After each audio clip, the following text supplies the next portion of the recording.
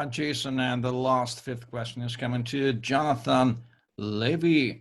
Jonathan, how do you think, what can regulators, supervisors, and legislators do to facilitate the adoption of fintech now that it's most needed? Give us your opinion. Yes. Hello, everybody, and thank you, Eugene, and thank you, everybody. I know that people complain that they're always like stuck at home. I'm on a beach. Everything is fine here. You know, there's no problem. But just quickly to give people context about kind of where I come from to answer this question. I've been spending a lot of time in banks. I was like 10 years in finance, Goldman Sachs, Barclays Capital, S&P in highly regulated environments. And then I became like a law-abiding crypto anarchist, right? So I worked on Bitcoin early on before there was Ethereum, then Hyperledger Fabric, and we started working with a lot of consortiums, blockchains in a regulated space, and we try to meet export restrictions, all the regulations around privacy, data segregation, et cetera, et cetera. So one lesson that is now exacerbated is that it's very, very expensive for a fintech to really innovate in the regulated environment. And I'm going to talk about like three things that, you know, we see today. So one thing that has changed, we are all talking about like globalization, and we're all flying like crazy, and cost of, you know, moving around was actually not that high, and it was easy. But what happened from this like globalization where everything was like, I don't know, let's say manufacturing in China, sold in the US, marketed in Europe, we now see actually, instead of like one kind of global economy, we're seeing like a global decentralization because we are physically stuck in our homes. People are still stuck, like I'm in London right now, we were stuck in Tel Aviv, New York, it doesn't matter where you are, you know, all the supply chains are being like challenged these days. So I think we have three problems. Problem number one, we need help with digital identity. And there are conflicting rules about that, right? So GDPR in Europe is very helpful in terms of privacy, but it's very, very difficult to innovate in a space where you have to work with legacy stuff, we're far away, and we need to innovate in terms of like a lot of online payments, cryptocurrency, or even just PayPal. We see a lot of fraud, there's a lot of risk for the individual and for the institution. So that's problem number one. Problem number two, when we come to online payments, many people are overpaying.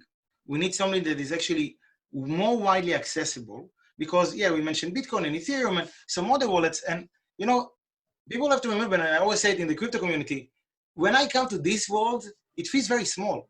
You know, look at Plaid, look at like big payment providers, look at PayPal, Goldman Sachs, you know, lenders. It's a mass market, and now everything is moving online. So the easiest way is just to go to Amazon, and they get stronger. But we need to start thinking in terms of how can innovators still innovate. And as an entrepreneur, I would say that, you know, you wear different hats. When I'm in Goldman Sachs, I'm a risk manager. You know, when I'm a coder, I'm trying to push. When I'm an entrepreneur, my job, you know, as a CEO of a company, as a leader, or just as a startupist, is to actually take risk. So we launched something now with very big guys, IBM, Microsoft, Oracle, and we actually partner with a lot of large organizations that have well-established infrastructure in terms of clouds, BI tools, analytics, analysis, identity services.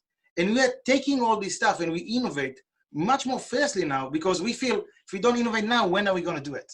So what we have seen over the last few months, I don't know, I personally, and I've been in blockchain for forever, let's say. No, not forever. No, I'm not Greg. But like, let's say 5 years or more right now. We haven't seen that transformation happening like so fast and so wide because so far people really didn't need most of it and it was not that clear. Now it's very clear. You have no idea what's happening with the data. You really want to understand where the data is going, what's happening, who is sick, ICUs. So you suddenly need to share data. You need privacy. You need to integrate different systems. So everything is on steroids. So my request or my advice for different regulators, and by the way, I think that they're doing great. It just takes time to adapt, is to show a little bit more flexibility so that small companies or large companies that want to innovate actually have the room to actually push the solutions out and not worry that much about archaic rules that they have to comply with, something that was done like 40 years ago. I'm not saying let's break the rules. Try to understand where the innovation is coming from and where it's going to. So define what's an asset, what's a currency, what's a security. We need these definitions because most of us really don't want to break the law. We want to comply with the law, make it simple for us. Thank you. Thank you very much, Jonathan, for your expressions and especially for mentioning crypto anarchists. Yeah. And gentlemen, we are switching to our Q&A session. We have got a couple of questions from our attendees. And Jonathan, do you have to add something to the answer? Yeah. So just quickly, I'll say like maybe 2 or 3 controversial things. Okay. So first of all, even though I love cryptography, I'm an applied cryptographer, I am not against government. Like, I don't believe that we should not have a police, not have a structure as a society. So we need to have the law, we need to respect the law.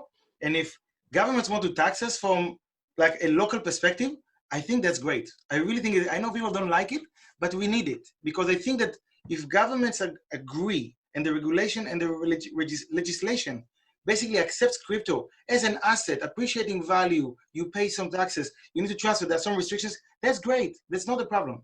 The problem that they see is with the cost of meeting unclear regulations.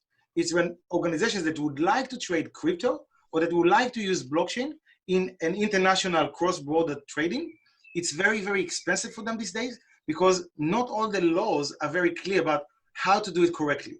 So I'm not against crypto. I'm against like pumping tokens and ICOs, and I was against that as a funding model that didn't have like any basis. And I don't like that people try to not pay taxes, break AML laws, etc., etc. So not that, but yes to auditing, secure transfer. I don't know, anytime, anywhere you would like to be able to have a non-stop exchange, control your own assets, and trade them with whoever you like under the law. So yeah, that's how I see it working. Thank you very much for your addition. And gentlemen, thank you very much, distinguished panelists. Ladies and gentlemen, please reward our speakers with your loud round of warm and light applauses. Their names are Alessio Vinassa, Das Hussein, Greg Lyman, Jason Liu, and Jonathan Levy. And now we're switching for a new anti-social social sports collapse section in a minute. So please stay tuned and I'll switch.